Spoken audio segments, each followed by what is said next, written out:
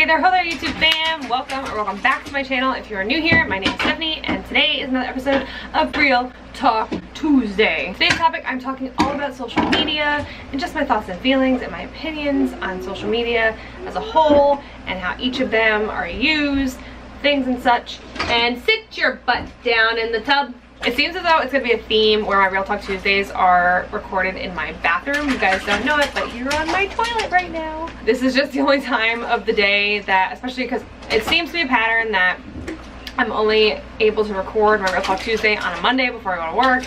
And the only time I can do it where my son is like the least bit content and like not totally destroying everything in sight, besides making it a complete mess of water in the bathroom, that I get a chance to actually sit down and I can talk to you guys. So, like I said, today's topic is social media. So I'm first of all just going to say what social media links I have and what their use is to me. So let's start with number one, Facebook. Facebook for me is a very personal means of social media. The only people on my Facebook are people that are family, friends, whether it be close family and friends or distant family and friends. People that I was like cool with in high school, people that I've become like cool with afterward because of social media, and I just care to see that they're doing well in life, that kind of thing.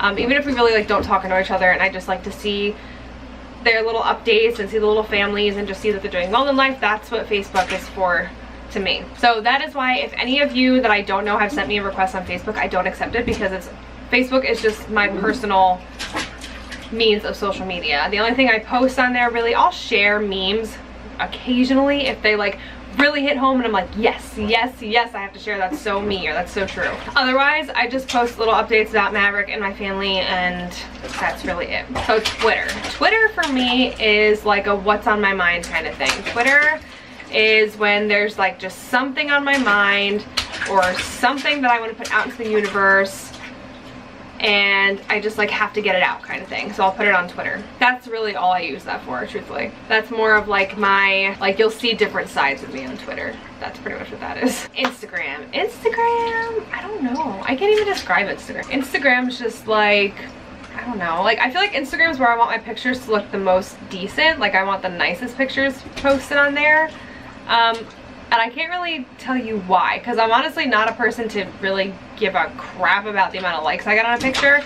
I post them because I like them, but I like them to look good, if that makes sense. I don't know, that's just what I like Instagram for. And Insta Story, I like Insta Stories to share little clips of my life or what's going on in that day or whatever. Snapchat for me has become the new Voxer. If you don't know what Voxer is an app where it's like a walkie-talkie kind of thing, and you can, if your friends have Voxer, you can like start talking and they'll immediately get like a sound thing, like someone's talking on there, and if they started listening to it right away, it's literally like a walkie-talkie where they're listening in real time to what you're saying.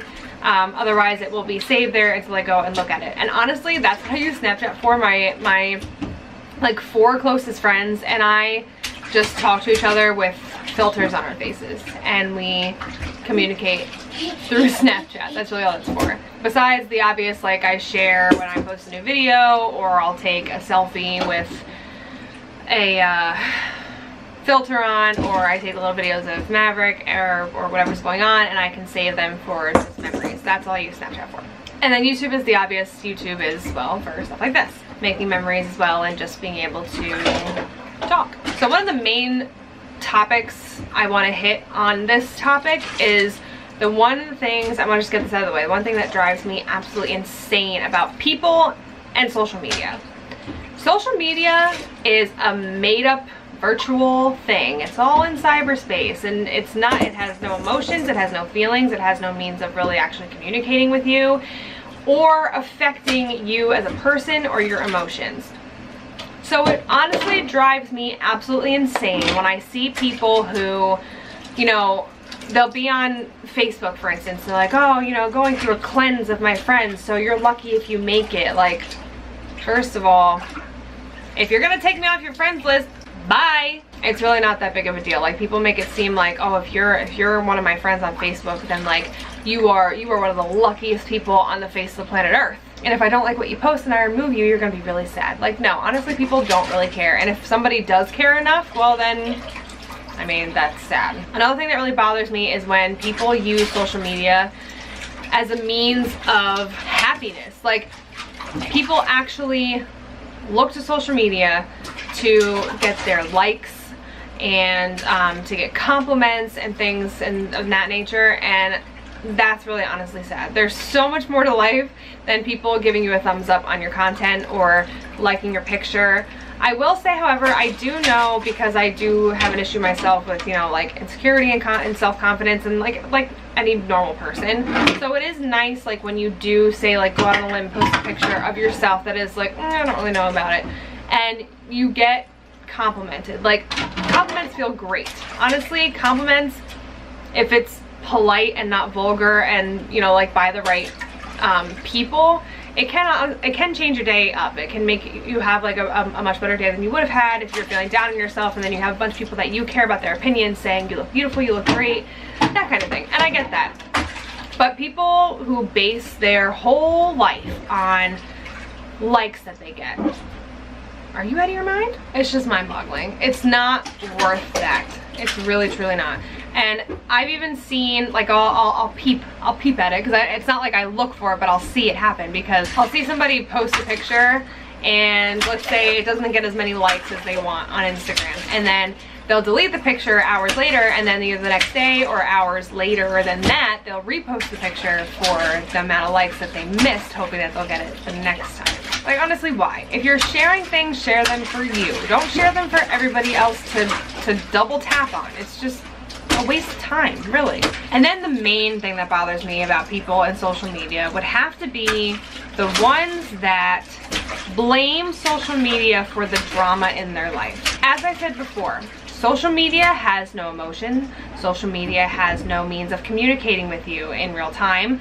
Social media does not physically, literally impact your life. So because of that fact, social media actually has no means to affecting your life unless you let it.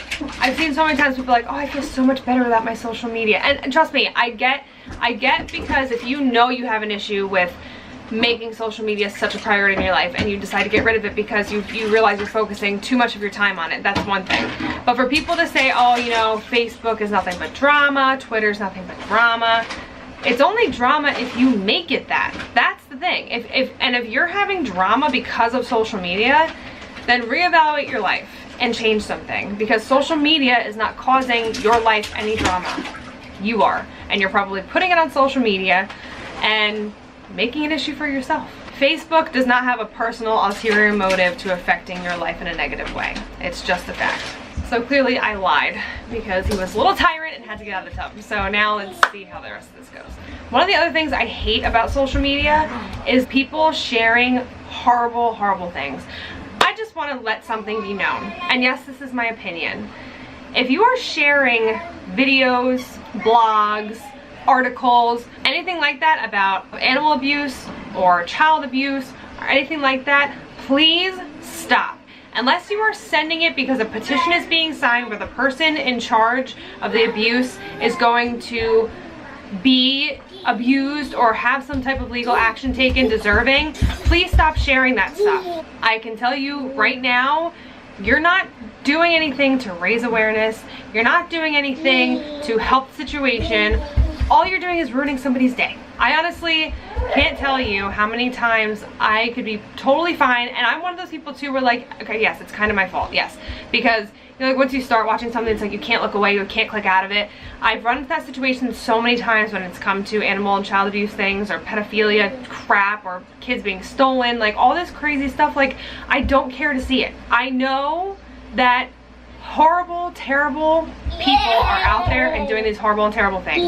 I don't need to physically see it. Honestly, that is the exact reason why the news is not allowed to be played in my house, because we know there's bad stuff going on. I don't need to be reminded of it every single day. I've honestly come to a point with that where, like, anytime I see somebody, I don't care who it is, if I see anybody share a picture or a video or anything of animal abuse, child abuse, pedophilia, children abductions, I get rid of them. Automatically get rid of them off my friends list, because I just don't want to see that kind of stuff. And if you share that kind of stuff, I don't want you on there. That's not what I go on Facebook for, to see that stuff. So I wish everyone would stop feeding into that stuff, because I feel like all you're doing, okay, and let's even aside from that, let's go into a little bit more controversial. I don't know if I want to tackle it, but anything about anything, racism, sexism, equality, if I feel like,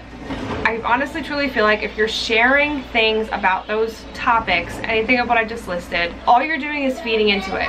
I feel like if some of these things were less publicized, I feel like they would happen less, because bringing it about and it being public and being open for discussion amongst people, and it's never a civil discussion ever, it's honestly just tearing us apart. It really truly is. You know what? I know from personal experience there's opinions that I have and things that I won't say, and not necessarily because I'm worried about it offending somebody, because to be truthfully honest, I don't care.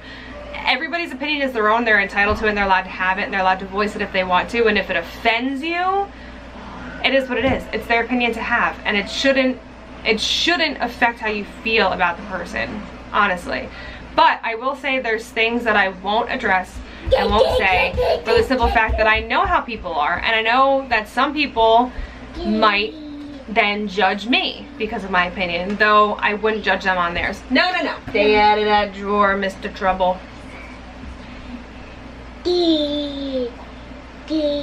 So even though I am the way I am, and I wouldn't go ahead and judge somebody on their opinion, even if it kind of offended me because it could be like geared towards me, I'm not gonna go ahead and judge the person or base my entire opinion on them because of that fact, because their opinion differs from me.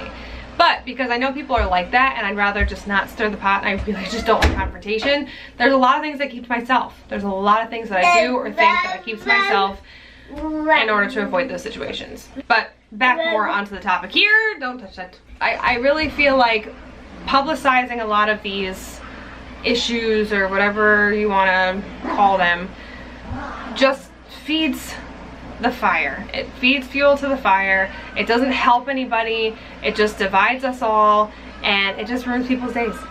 That's really, I can like delve into that and talk about that forever, because I really do feel so strongly about it, but I'll leave it at that. Now that's the negative side of social media. On the flip side, I think there are so many great things about social media. Let's look at even the groups that you can have on, say, Facebook, or I don't really know what else you can have groups in, but the groups on Facebook. You have this means of creating actual groups of people and banding together to focus on one main topic, or find similarities and make friends and be uplifting to other people and encourage other people. It gives people the opportunity to share their likes and desires and their dreams, and it gives people the opportunity to encourage one another, and it gives the opportunity to spread information, good information as well. For instance, let's talk about, like, on the flip side of what I was talking about before. Say there was an instance where there was a well-known animal abuser, and there was something going around to somehow help either the animals that were abused, or to get this person in trouble, or some type of justice was going to come of it by a post on social media. Whatever means of media it was going to help the situation. By all means, share it. I think that is great. I also think it's great that it's a good resource to share information. Like for me, like I said, we don't watch the news in my house. It's banned. We're not allowed to watch it. However, there's also obviously news on social media, and there's some things that are worth knowing. Very minimal to me, truthfully. But there are some things that are worth knowing that you are able to share through social media. I think it's also great for it to be an outlet to raise awareness. And I honestly think it's just a great way to interact with people and meet new people. Like for instance, that's why are you gonna get this? Oh, careful. For instance, like YouTube. I love YouTube. I am pretty, for the most part, introverted. Actually, there was a meme that I found, and I wish I knew exactly what it said to share word for word what it said. But it said, I am an introverted extrovert. And you can kind of take that for what it is without an explanation. And that's me. I'm introverted, but I'm also extroverted in certain scenarios and things and such. But YouTube gives me the opportunity to be a little bit extroverted as an introvert. I feel comfortable talking to a camera. There's nobody actually sitting in front of me right now watching what I'm saying, but because of social media, because of YouTube, I am able to talk to anybody who's watching right now. I'm able to talk to you right now and maybe help you or be relatable. I started my channel and how it is now by sharing the story of my miscarriage.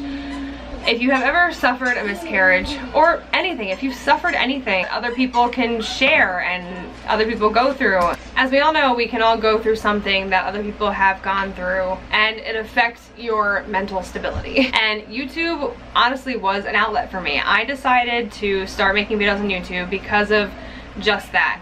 After I suffered my miscarriage, it was the hardest thing that I've ever gone through. It changed me a lot as a person, both negative and positive, and it was just a very traumatic experience for me. And at the time, I was the only person I knew of that it seemed that it was affecting me in the way it was negatively, and that it honestly really did affect me. So because I had no one to really relate to or talk to who could kind of feel me on that level, I turned to YouTube and I watched videos of other women that had suffered a miscarriage and felt so much less alone in the situation, and just saw the relief on their face by the end of their discussion. And 9 times out of 10 I'd watch videos of them talking about it and just crying through it and trying to like choke it back, and by the end of it you could see the relief in their eyes and just written all over their face that it was like, feels good to get it out. And in speaking to a camera, but speaking to people you know are going to click on the video